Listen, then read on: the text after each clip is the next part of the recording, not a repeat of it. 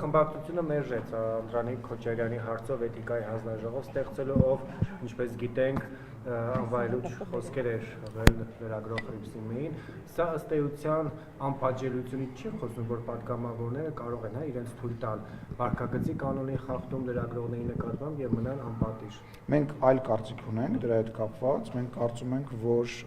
նախ եւ առաջ այդ միջադեպին անդրադառնալով պետք է ասեմ, որ այդ միջադեպի այն ամենասկզբնաղբյուրն է, որ այն անձնավորությունը կանադայի քաղաքացին, որը որ փողոցում էր, վիրավորում էր, վիրավորանք էր հնչեցնում, օրինակ իմ ընկերներից մեկի հասցեին, Ազոյան Հովհաննեսի հասցեին, որին որ որևիցե մեկը հանձնաժողով ստեղծելու եւ դատապարտելու ձայն չհանեց։ Ինչի հայտնի դերասան է, այսինքն եթե պատգամավոր չի, իրան կարելի է ինչ ասես ասել, կամ լրագրող չի, չէ մի րոպե, բայց դուք Տիկին Ջեբեջյան ջան, դուք ձեզ ասում է Բերանդ Մակրի այդ Սատանայանն մի այդ Սատանայանն մի դու այդ տղան ես ներողություն եմ խնդրում ներողություն այդ դուք Հովհաննես Ազոյանը հայտնի դերասան է շատերի կողմից սիրված ինձ հետ էլ շատ մոտ հարաբերություն է իմ ընկերներից է իմ ընկերն է Հովհաննեսը բա այդ ընթացքում բա այդ ամեն ինչը վիրավորական չէր եւ մենք դրան որևիցե ձևով եւ լսեք այդ ամեն ինչը վիրավորական չէր եւ մենք դրան չենք անդրադառնում բայց սա անդրադառնում է հիմա որոշումը հետեւյալն է որը տեսեք դա իր խնդիրն է չի օգնելու իրան Աստվածաշունչը Աստված իրան ու իր ղեկավարներին շատ վատ պատժել է դա այն կարծիքն է չէ իրան դժվար օգնի սատանաներին եւ Աստծուն ուրացողներին չի օգնի եւ ձեզ ասեմ որոշում է կայացվել որ ստեղծվելու է արդեն այդ որոշումը կա որ ստեղծվել է մշտական էթիկայի հանձնաժողով որը որ նման հարցերի քննմամբ կզբաղվի ազգային ժողովում այսուհետ լինելու է նման հանձնաժողով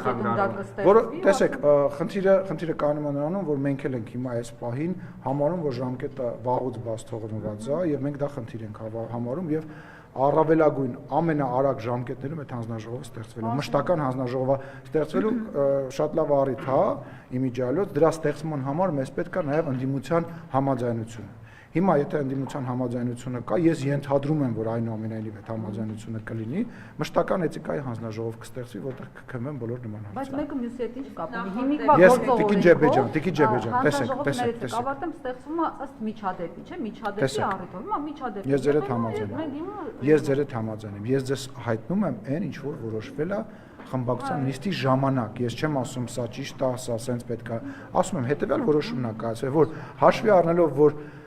օբյեկտիվորեն շատ բաներ միանշանակ չեն, հա, եւ սկզբնաղբյուրին էլ անդրադարձայցի, որոշումը կայացվել չստեղծել, բայց միևնույն ժամանակ հաշվի առնելով հաճախակի կրկնվող բանը ստեղծել մշտական հանձնաժողով։ Ես ձեզ հայտնում եմ ինչ որ քննվելու են օրինակ այս դեպքը քննվելու է։ Չէ, ես չեմ կարծում, որ հետադարձ ուժով մենք պետք է դնենք ինչ որ բան։ Պարոն Սիմոնյան, մի հարց ոչ այդ ստորակարգի հետ կապված է։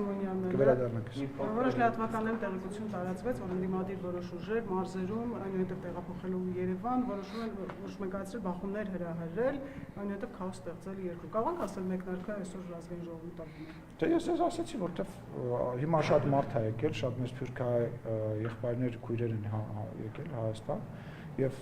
իրավիճակը արուն է բացվել, հերթական թեժ ժամանակ ձմեռ հավաքածուն է հիմա ցուցադրվելու ամենայն հավանականությամբ, չեմ բացառում, բայց կրկնում եմ, թող փորձեն եւ պատասխանը բնական է օրենքի շրջանակներում ստանալու են, ինչպես նաեւ քաղաքական մակարդակով շատ լավ պատասխան կստանան, իրանք դա գիտեն։ Անդրադինն ասում է, որ Ալեն Մի րոպե, վերջ։ Ուղղակի հասցին է վերաբերում, ասում է, որ նիստը դուք վարելիս արդեն սադրում եք իրենց, այսինքն դուք եք այդ բախումների գլխավոր դերակատարը։ Անգամ Ղալումյանը, որը առաջինը ձեռնամարտին բռնվեց, ասում է, չէ, Ալեն Սիմոնյանն է, դուք ձեր վրա եք վերցնում այդ բախումների պատասխանատվությունը։ Չէ, որ ուզենամ սադրեմ, կսադրեմ։ Բայց չէ։ Դրա կարիքը չկա։ Դե գիտես ինչ, ես ասացի, սնան կա, ասելիք չկա։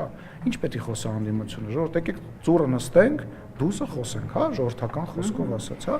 Տեսեք, եկեք պատկերացնենք մի իրավիճակ, որ ճակերտավոր Ալեն Սիմոնյանը չի սադրում, հա։ ինչ հալնելու դահլիճում։ Ոչ մի բան։ Բովանդակություն չկա։ Քրիստինե Վարդանյանը երբ որ սուր Բովանդակություն չկա, բովանդակություն չկա։ Տեսեք, Քրիստինե նախ ով ասաց, որ լավ ելույթ է, այդ որ դուք ձեր պուճուր շրջանակով եւ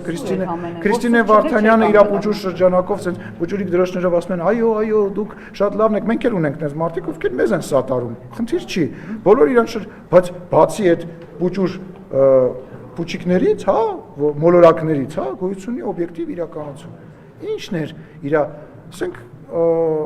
ես օրինակ այդ ելույթից շատ վրդովված եմ, որ ես չեմ սիրում, բոլոր նորմալ կարծում եմ հայերը նման բան չեն սիրում, երբ որ օրինակներ են բերում մարդկանց երեխաների զոհվելու, ընտանիքների անդամների, հայրերի, կամ որպես ես չեմ սիրում, ես չեմ ընդունում, քաղաքական գործիչ եթե ասելիք ունի, տեսել եք ես երբևիցե ինձ թույլ տամ ամենավատ վերաբերմունք ունեցող քաղաքական գործչի երեխայի մեռնելու մասին բան խոսամ։ Տեսել եք ես այս բանից թույլ տամ։ Որպեսզի իր խոսքը բան, ես ներողություն եմ խնդրում։ Դե բայց ասում է պետք է երեխան, ասում է ինքը իր երեխան զոհվել, որ ինքը կա։ Ես ինչ խոսալու ձև է։ Այդ լավ ելույթ չի։ Այդ վատ ելույթ է։ Այդ վատ ելույթ է։ Գիտեք, դες մի հատ ասացված կա, մեկը կարծեմ ասել եմ ձեզ, մտմատուն ասում թակավորը հետս խոսեց, ասում ինչ ասեց, սրիկա, փախի ստեղից։ Հիմա այդ լավ ելույթ չէ, դի վատ ելույթ է եւ աչքի է ընկել ոչ թե բյուրաբովանդակությամբ, ասում կամ ասում է, բանա, Հայաստանի տարածքներից գյուղերը հանձնեցին։ Դա կատարյալ սուտ է։ Հայաստանի Հանրապետության տարածքներից ոչ մի բան չի հանձնվել։ Դա սուտ է։ Լավ ելույթ էր։ Ինչ էր լավ ելույթ։ Ինչով էր իհարկե։ Ձեզ որ չցավացնել դուք ձեր Ախր ցավացնելը, տեսեք, ցավացնելը ասեցի իմ ընտանիքին են բա կպնում, իմ երեխային են կպնում, ես երեխա ունեմ, այսինքն որ երեխայից կպելա ցավացելա, ես ջղայնացել եմ դրա վրա եւ իրան արձագանքել եմ, դա լավ ելույթ, հա։ Ուզում եք տենց, ես ինձ թույլ չեմ կարող տալ որևիցե մեկի երեխայի կամ ընտանիքի մասին տենց ելույթ ունենամ, ուրեմն ես վատ եմ ելույթ ունենում։ Սաղից էլ լավ եմ ելույթ ունենում առանց որևիցե մեկի ընտանիք մտնելու կամ Գեղամը Մանուկյան իր շեֆի պես տրուսիկով նկարվել է, այդ իր շեֆն էր նստած ձեր հարցազրույց տալուց տրուսիկներից խոսում, տրուսիկներից սենց։ Թող գնա այդ իրան, չեք հիշում, որ Քոչարյանը ասում էր տրուսիկների մեջ մանեկեք։ Կգնաք կհիշեք։ Չէ, ասուլիսի ժամանակ։ Այդ իրանց մակարդակն է, հուշկու հակահարված ընդդիմության կողմից ռեժիմը խոճապի մեջ է։ Լավ էլի 20 տարի ընդդիմություն ենք եղել, գիտենք թե ընդդիմության սխալների ցիկլը, որով հիմա իրանք անցնում են, թե որ ինչ պետք է անեն։ Պարոն Սիմոնյան, մի հարց ոչ այսօրակարգ հետ կապված, մի ամիս գրեթե 1 ամիս է Ադրբեջանը կրակում է։ Թիրախային, ինտենսիվ վերջին օրերի շատ, ինչ է Ադրբեջանի ուզածը, եթե խաղաղության պայմանագիրը ավարտված է, երկու կողմը հաստատում է, ինչ է հիմա ուզում Ադրբեջանը, ինչու է կրակում։ Հարցրեք Ադրբեջանի հետ աշխատող ընդդիմադիր գործիչներին, իրանք շատ լավ ասում են, թե Ադրբեջանը ինչ է ուզում, հետո մեղադրում են մեզ դրա կատարման մեջ, հետո ասում են, որ ընդդիմությունը, Ադրբեջանը կրակում է, ուրեմն ամեն ինչ ձեր մոտ չի ստացվելու։ Լոգիկ տրամաբանությունը հուշում է, որ դրա պատասխանը եւ հասցեատերը այն գործիչներն են իշխանությունն է, պարոն Սիմոնյան, Ադրբեջանի կրակոցների պատասխանը։ Ոչ, իշխանությունն է պատասխանատու ասելու թե ինչու։ Հարգելիս, դուք հարցրեցիք, ասիք ինչու, չէ։ Այո, ինչու, որտեղ դուք եք բանակ։ Կրկնում եմ, ինչու հարցի պատասխանը թող տան այն մարդիկ, ովքեր իրանց հետ աշխատում են։ Բանակցությունները ոչ, այդ հարցին ոչ, բանակցությունները փակուղում չեն, ոչ, քննարկումները շարունակվում են, բանակցությունները փակուղում չի հայտնվելու եւ պատերազմի հավանականությունը որևիցե ձևով, որևիցե քայլով չի ավելացվելու եւ չի ավելանալու։ Բացատրությունը ո՞րն է, պարոն Սիմոնյան, լավ դուք ուղղում եք սլակներ ուրիշ տեղ, բայց բացատրությունը ո՞րն, իշխանությունը ունի բացատրություն դրա համար, ինչու է կրակում։ Հարգելիս, բացատրությունը հետեւյալն է, որ մենք պետք է ամեն ինչ անենք, որ մեր օրակարգը, որը խաղաղությունն է, իրականություն դառնա։ Թե այնտեղ կրակեցին, չկրակեցին, այո, դրանք բաներ են,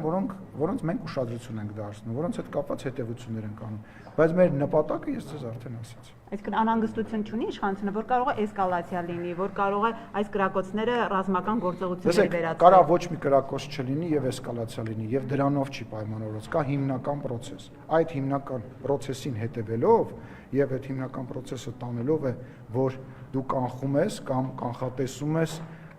նման բաներ։ Մինչեւ 2018 թվականը բավականին շատ կրակոցներ են եղել բայց պատերազմ չի եղել։ Մինչև 2018 թվականը չեմ կարող հիմա թիվը կոնկրետ ասեմ, բայց բազմաթիվ մահեր են եղել սահմանին, բազմաթիվ կրակոցների հետևանքով, բայց այլ իրավիճակ ա եղել։ Հիմա ունենք իրավիճակ, երբ որ կա համաձայնեցված փաստաթուղթ։ Ես նաև Պիտերբուրգում փոքր առանձնազրույց եմ ունեցել Ադրբեջանի ազգային ժողովի նախագահի հետ եւ պետք է ասեմ, որ ես իմ տպավորություններով ես կարծում եմ, որ որևիցե փակուղու մասին պետք չի խոսալ, չի կարելի խոսալ եւ գործընթացը նաեւ ադրբեջանական կողմին է ձեռ տալիս, որ գործընթացը հնարավորինս արագ ավարտին հասցվի, որով մենք զբաղվում ենք, անկախ նրանից, եթե նույնիսկ մի կրակոց էլ չլիներ, այդ նույն տրամաբանությունն է։ Ասում ազգային ժողովում մի միջադեպ էր եղավ։ Չէ, տենց հանդիպման մասին չի խոսքը, մենք ժամերով նիստի ենք մասնակցել եւ իրար կողմ նստած ենք եղել, հա եւ տարբեր հարցեր ենք քննարկել, տարբեր հարցերի շուրջ խոսել ենք։ Մենք պայմանավորվել ենք, որ հրապարակային սրա մասին չենք խոսելու եւ ես չեմ ուզում սրա մասին հրապարակային խոսեմ, առավել եւս որևիցե նոր եւ դարակազմիկ բան չկա, այլ չեմ ասում, որ այդ ֆորմատում մենք որևիցե բան ոչ որոշում ենք, ոչ որոշելու մոտ խոսակցություն ա տեղի ունեցել։